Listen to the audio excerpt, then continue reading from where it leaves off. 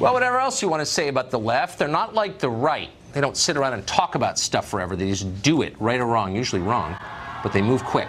Last year, the left targeted the nation's remaining Confederate statues for demolition.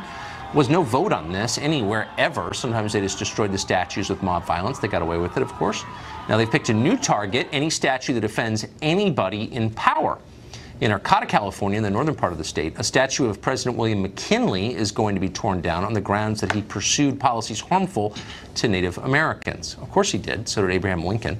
So, of course, we await Lincoln's monument's dynamiting. Not really, but you never know. Jason Nichols is professor at the University of Maryland, and he joins us tonight. Professor, thanks a lot for coming on. Thank you. So if McKinley can't make the cut, I mean, unless you agree with the professor I just talked to, who I actually do think makes a really good point. We shouldn't be naming things after people, especially living politicians, whether it's Kennedy, killed a woman, or Robert Byrd, the Klan recruiter, or any of these politicians should not be allowed to name things after themselves. I strongly agree with that. But like McKinley, really? Why is he so sinful? Well, I think, if we look at his history, he did some things in terms of what he did with the indigenous people, taking their land, giving it to white settlers, breaking up their autonomy.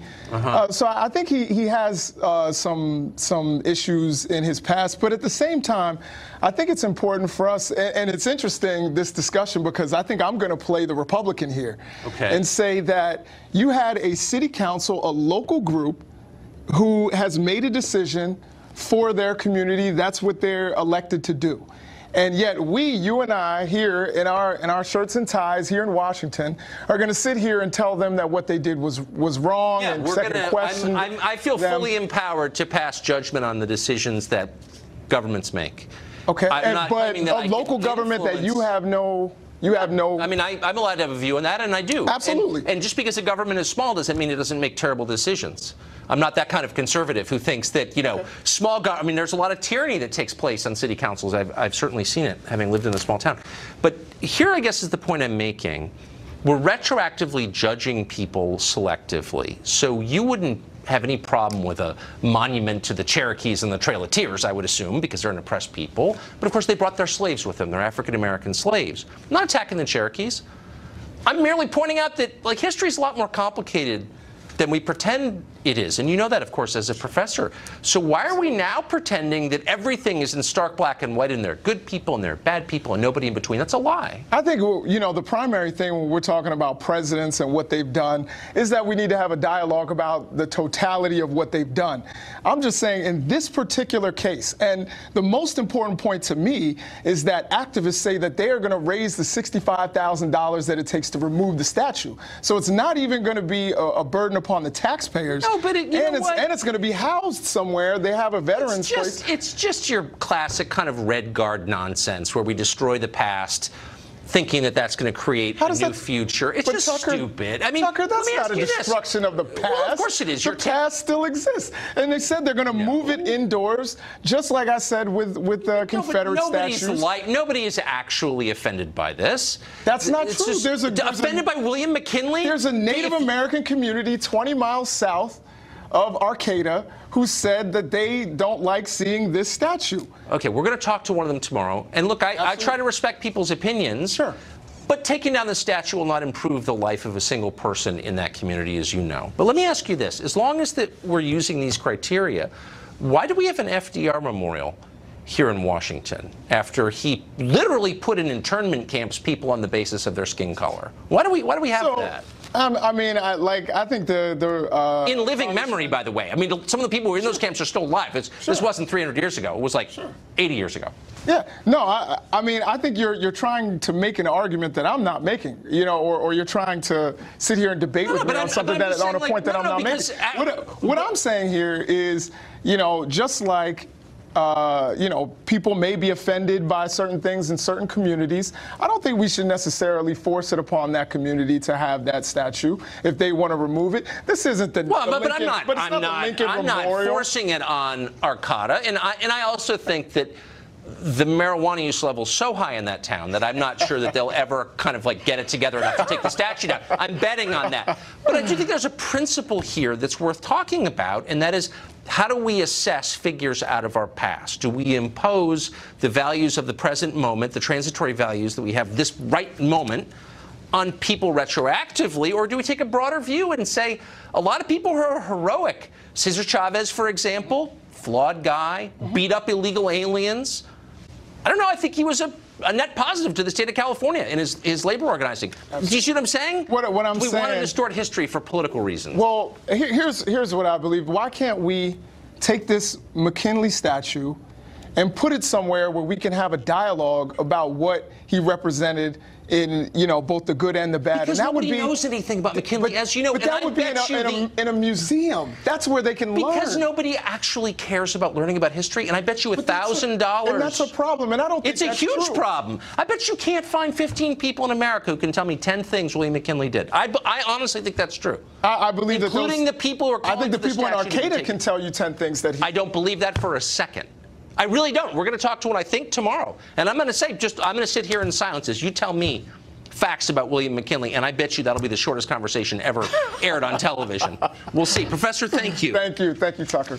Paul Patino is on the Arcata City Council. He voted for the removal of McKinley's statue and joins us tonight. Paul, thanks for coming on. Yeah, you're welcome. So, I'm not for tearing statues down without a vote, but of all the people whose statue you could tear down, why McKinley? It's the only one we got. Okay, good answer. But I mean, here you have a guy who joined the Union Army at 18 to fight the Confederacy, spent, years in battle. I don't think he has a reputation as a particularly cruel guy. He himself was a victim of gun violence, as you know. Why are you picking on him?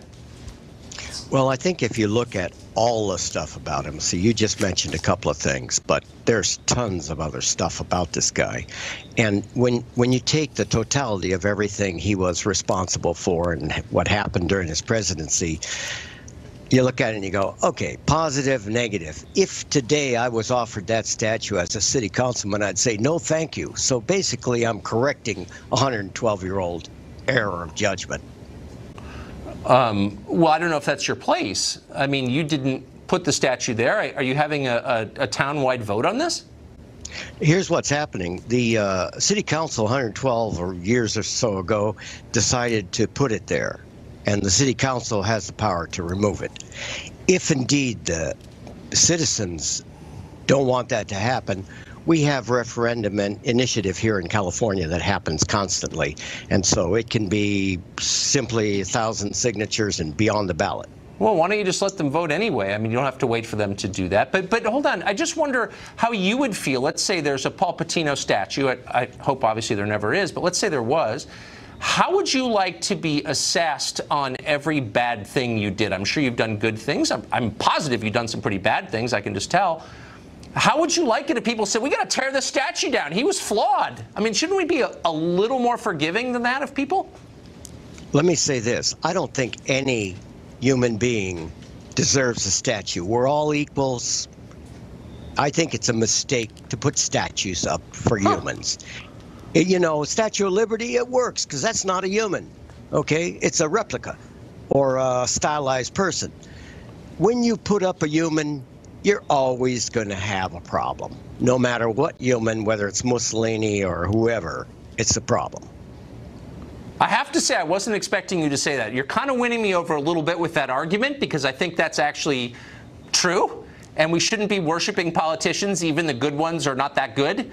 So I kind of agree. And I'm sure we don't agree on anything other than that. But I don't think that's a dumb point at all. Kind of an Islamic point, but still a pretty good point. But since his statue's up there, and no one living made the decision to put it there, you have to make an affirmative decision to take it down. And by doing that, aren't you really saying, his sins outweigh the good things that he did? I mean, he was a good president. He fought against slavery. I mean, can we ask any more? And by the way, as I said, he was a victim of gun violence. Shouldn't that give him a pass? I totally see the good points and I see the bad points. And I, as a elected official, a representative of the people in the town, I have to say, go deep inside and look at what would I do if I was faced with this any other time. And 13 years ago, it came before us before. And we didn't have a majority, so it stayed. This time, 13 years later, it came up again, and we had a majority. And so our majority voted for it to leave. Have you guys solved all the problems in your town other than this? Is it like literally a utopia? Hey, look, you know, nobody solves all the problems. No, but I mean, you have like no crimes, and nobody has ever double parked, and no one's ever gotten divorced, and like, do you know what I mean? Nobody chews microwave burritos over Brussels sprouts. Like, you've got it all figured out. So like in your spare time, you're going to tear down a McKinley statue. Is that pretty much what's going on? No, that's an opinion. Let me put it this way. You know, as a city councilman, I have to cover everything. This is just one item.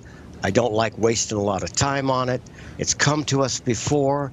It came before I even lived here, this issue. And it's like, okay, let's stop wasting time on it. I'm willing to take the freight. I'll make the decision to make that motion to move that thing so that we can be done with it and move on and not waste any more time. All right. So yeah, I really don't like wasting time about it.